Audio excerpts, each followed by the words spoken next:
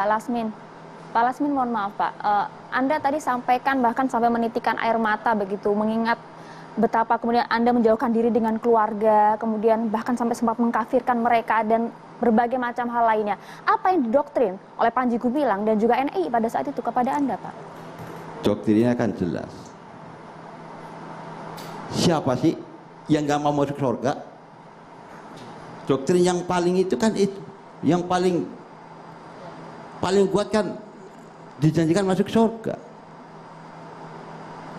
Kalau hidup di dunia ini hanya sementara sandiwara seperti ini, seperti tadi pemerintah mengkoordinir Panji Gumilang dan jajah itu ya begini, itu kan cuma sandiwara. Tapi di situ kan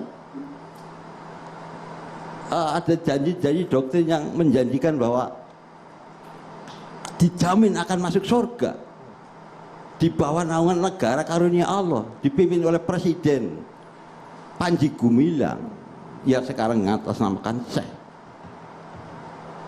di negara karunia Allah. Di situ kan ada sebutan Madinah, Indonesia, tanah yang suci. Apalagi setiap satu Muharram. Kalau dengar cerita di Mekah sana, di Madinah sana, lempar jumroh itu kan pakai batu. Jadi Madinahnya di Indonesia pakainya semen, karena pada waktu tahun 2000 itu baru peletakan batu pertama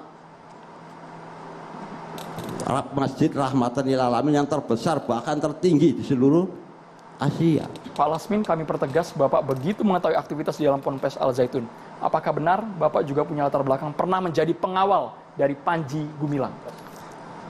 Dari tahun 96 sebelum ada peniriman santri, saya ditugaskan untuk membangun pondok pesantren dari tanah belantara, hutan belantara di tengah sawah, sampai saya tidurnya di atas pohon mangga karena di bawahnya itu yang namanya ular kobra, ular yang ganas-ganas itu sungguh pada waktu perjuangan itu. Setelah berjalan sampai 3 tahun dari 96 sampai 99, gedung sudah pada jadi, sudah pada mewah. Baru penerimaan santri yang pertama di tahun 99. Dari situ setelah saya jadi pembangunan, di bidang pembangunan, terus saya dimutasi lagi menjadi tim Garda Mahat, yaitu tim keamanan, tim Marah dan Garda Mahat yang dipimpin oleh Yasir Anton. Pada waktu itu komandan saya itu Yasir Anton. Untuk sebenarnya yang lebih detailnya itu adalah Pak Yasir Anton, itulah yang mengetahui semua perjalanan Mahat Al Zaitun dan NII KW 9 itu. Karena saya di bawah naungan Pak Yasir Anton itu. Sehingga Samina Fatonanya terhadap Yasir Anton itu. Nah, itu tadinya sebelum masuk ke sana kan dari 91 sampai 95. Cara mencari uangnya, cara ini nggak beda jauh dengan Pak. Mengapa Anda begitu percaya dengan Panji Gumilang, Pak Lasmin? Kan dijanjikan untuk mendapatkan surga. Hidup di dalam negara karunia Allah, surganya dunia. Meski hal-hal melenceng yang Anda lihat tidak sesuai dengan syariat? Melenceng syariat menurut siapa?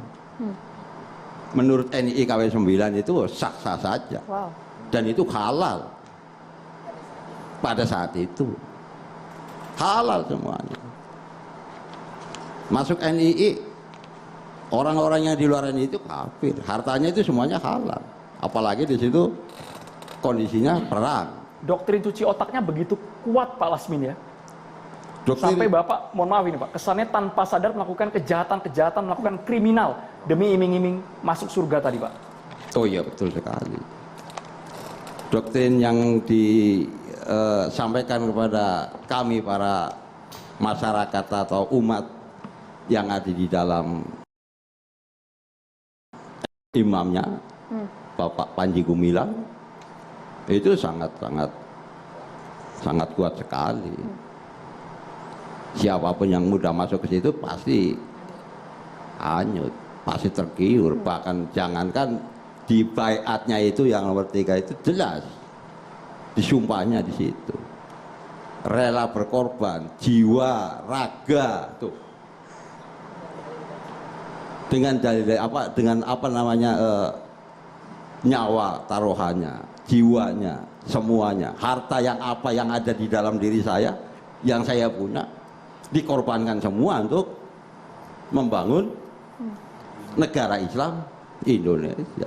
Wajar saja kalau sekarang katanya Indonesia negara suci, nggak perlu lempar jumroh di Arab sana, karena di Indonesia sendiri sudah suci, negara Islam karunianya Allah. Itu di situ jelas sekali. Kalau di sana ngelemparnya pakai batu. Kalau di Indonesia waktu itu karena di tahun 2000 baru peletakan batu pertama yang namanya Masjid Rahmatan lil Alamin, ngelemparnya pakai semen 100 sak, 1000 sak. Sampai sekarang masih itu, Pak? Ya. Kegiatan seperti itu masih? Oh ya, masih sampai sekarang. Wow. Bolehlah nanti ditanyakan ke itu Pak yang santri yang bekas apa mantan santri yang dari sana, alumni santri dari sana.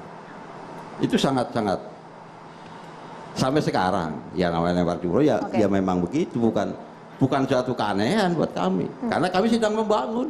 Doktrin itu yang tadi Anda dengar, termasuk juga kepada Anda Pak Sudimin, doktrin yang sama juga Pak? Iya, betul. Jadi kenapa saya mau melakukan semua itu, ya jelas itu doktrin. Saya dikasih surat Al-Anfal ayat 72 ya. Hai orang yang beriman. Orang-orang yang beriman ini ada 3. Yang mana yang beriman ini? Orang yang berhijrah, berjihad di jalan Allah. Itulah yang dikasih ke kita. Itu ayat Al-Quran, jadi kita menerima aja. Jadi kita dikasih, bagaimana kita mau berhijrah, kita dikasih ayat. Kita mau memfa'i, mau merampas, mencuri, dikasih ayat. Jadi apapun yang mau kita lakukan semua ayat, ada ayatnya. Begitu, Pak. Anda bisa jelaskan Pak keterlibatan Anda dalam penggalangan dana itu seperti apa? Tadi yang saya sebutkan dari awal, saya dulu mengkoordinir pembantu-pembantu. Jadi masuk ke majikan sehari 2 hari. Kalau majikan pergi, mereka juga ikut pergi. Tentunya dengan membawa hasil rampasan perang itu. Ghanimah. Betul tuh Pak, sampai mendatangkan mobil truk mengangkut semua barang-barang dari dalam rumah. Kalau untuk tim saya sendiri enggak. Hanya barang-barang kecil tapi berharga. Kita nggak pernah ngambil barang-barang besar tapi nggak ada nilainya. Ngerampok itu halal menurut Anda Pak? Halal, karena kata di negara karunia Allah. Waktu itu, di luar ini kafir semuanya. Yang belum berbaiat kepada negara karunia Allah adalah kafir. Kami masih heran Pak Sudimin, kenapa Bapak yang tadinya mungkin sudah punya latar belakang agama juga ketika masuk ke Al Zaitun, ini klaim dari Bapak. Meskipun kami belum bisa mengkonfirmasi langsung apakah betul Bapak melakukan hal-hal yang merampok itu. Ini kan kesaksian nyata dari Pak Sudimin. Tapi berlangsung berapa lama itu Pak? Sampai merampok, kemudian melakukan kriminal lainnya, membohongi keluarga sendiri demi mendapatkan uang banyak dan disetorkan ke lingkungan ini. Selama 3 tahun. Nggak ada penyesalan satupun, sedikit pun tidak pernah tersadarkan Pak. Waktu itu tidak ada, saya justru bangga. Saya bisa membangun negara lebih cepat. Bangga Pak? Bangga waktu itu. Karena saya di NKRI itu musuh saya. Saya sudah didoktrin menjadi tentara Islam Indonesia. Jadi saya bangga waktu itu. Selama 3 tahun melakukan tindakan kriminal, Anda pernah diproses secara hukum? Pernah. Waktu itu di Purwokerto. Karena saya jadi buron selama mungkin 1 tahun. Nah, itu diproses oleh Polres Banyumas. Itu kebetulan pimpinan saya sendiri sempat masuk ke BUI. Mbak. Oke, Anda dan juga pimpinan Anda kemudian sempat masuk ke BUI. Pimpinan NII KW9 pada saat itu nge-backup Anda nggak Pak? Setelah kita masuk BUI itu nggak ada namanya di backup, itu nggak ada. Justru kita dikatakan sudah tidak aman. Bisa dikatakan kita sudah punya ibaratnya penyakit. Jadi Mbak Maria saya tambahkan ya. Di sana itu pimpinan-pimpinannya kabur kalau anggotanya itu ketangkap. Dibuang begitu saja? Dibuang. Padahal mereka sebenarnya yang menyuruh untuk berbuat seperti itu mereka. Mereka yang membolehkan, mereka yang menyuruh, tapi udah ketangkap dia bilang nggak aman, dibuang. Mereka nggak mau tanggung jawab, apalagi sampai ke pucuk pimpinannya itu, nggak mau tahu dia. Gitu. Yang mau tahu itu mereka tuh duit gitu. Tapi dalangnya siapa sih? Mbak Leni, Pak Sudimin, dan juga Pak Lasmin. Sebenarnya dalangnya siapa? Karena kita juga tidak mau nuduh orang tanpa bukti, hanya sekedar kata. Tapi kalau tidak sesuai dengan faktanya, ini bisa jadi bahaya, bisa jadi bumerang buat Bapak Sudimin, buat Bapak Lasmin, karena kita harus juga mempertanggungjawabkan acara ini, Pak. Kita butuh hak jawab dari yang Bapak tuduhkan itu siapa. Sesaat lagi, Pak, dijawab hanya di Catatan Demokrasi, pemirsa. Sesaat lagi, Pak Lasmin.